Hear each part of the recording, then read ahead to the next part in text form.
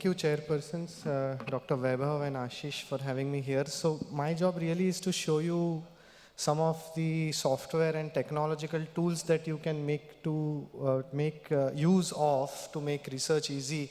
And really, when we are doing research or academics, you want to focus on the research and academics and not so much on how to get your manuscript ready for publication. So as any academic research, it has like 3 components: planning, executing it, and writing about it. And at every stage, you can use some technological tools to make your life easier.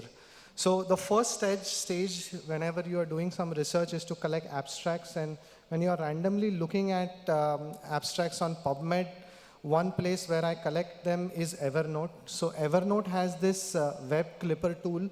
You can see that there is a clipper tool on your browser which you can collect these abstracts on and put them in a folder. And at a later date, you can go through these abstracts that you have collected and find out which ones are relevant for your research, go through the text and download the PDFs. Once you have downloaded the PDFs in a particular folder, the way I organize them is I drag these PDFs into a bibliography manager, which is Mendeley. Mendeley is a free software that is available. And what it does is that it takes all these PDFs and extracts their bibliographic content from the internet and automatically tags them with the authors and the journal title and all. You can read the PDFs in this software itself, highlight it, put notes in it as you do your research and try to find out, what current knowledge about that research question you're looking at. And once you have done that, I use this tool. It's a mind mapping tool called MindNote. It's there for Mac. There are free tools available for Windows as well, but here you can really brainstorm your research question into these sort of maps, which brings about a more clearer picture in your mind what you want to describe or research or say to your audience. So I use this kind of a tool quite frequently. Once you have done that, you are collecting the data. Usually most people will collect it on Excel sheets and stuff like that. But once you have analyzed your data, you have applied statistics, you want to write your manuscript. Usually the manuscript kind of follows a particular format. And if you know what format to write in, you would not think so much about what introduction has to say and stuff like that. So there are these checklists available for each kind of papers that you write. Like this, for example, this is a checklist for a case report. So if you go through this checklist, each point, you would be able to very easily write a manuscript without thinking about what goes in introduction and what goes in the description of that case report. So what I generally use as a draft to write is a software called OneNote. It's a very easy tool to use. It's just a blank page. You can write anywhere, you can drop images anywhere.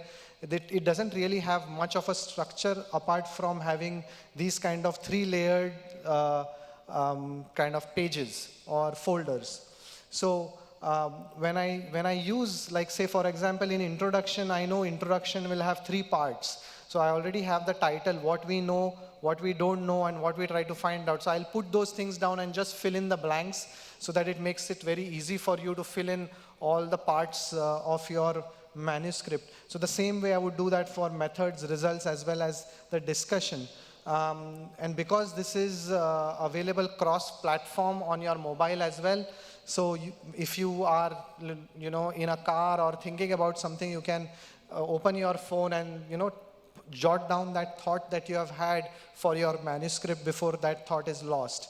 So I use that quite often. These days I'm using Google Docs because it allows me to share very easily with my fellows and my residents. So like for example, my fellow has shared this article with me and I'll edit it, I'll write my comments here, which he can change and add. So now Google Docs basically is my go-to word processing thing because it is allows you to collaborate very well.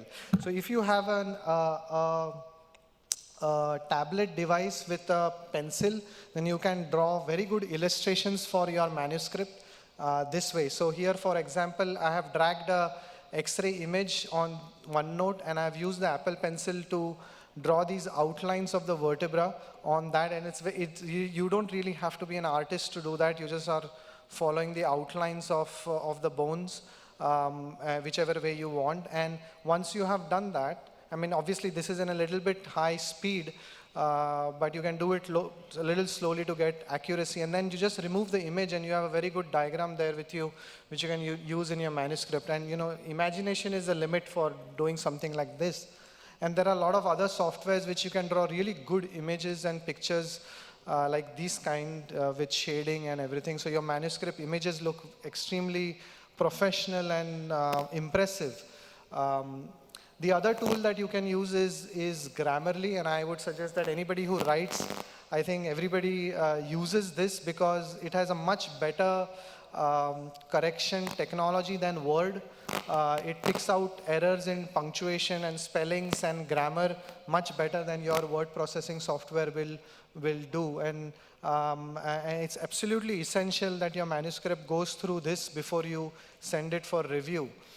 Adding citations is another problem which a lot of people struggle because they try to do it manually, and I mean, you should never try to do these manually. There are softwares available for this, and this is the Mendeley plugin for Word.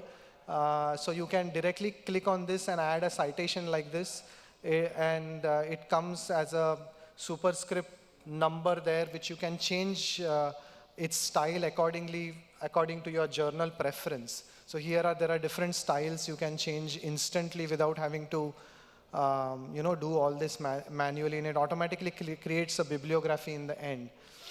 The final thing, I think one of the last slides is checking plagiarism online. Grammarly provides a free plagiarism checker, so you can upload your manuscript here, and once you upload it, you'll see this text here. I mean, obviously the manuscript can be much larger than what is displayed here, and then you ask it to scan, and it will tell you how much percentage plagiarism it has found. And like that text does not have, I'll just take 10 seconds more, that there is no plagiarism in that text. So that's a very useful tool. If you know a bit of statistics, at least the simple statistical tools like chi-square test and t-square test, there are free online tools available where you can do these simple statistics. You don't really need to have fancy software for doing that. And that's about it. Thank you very much.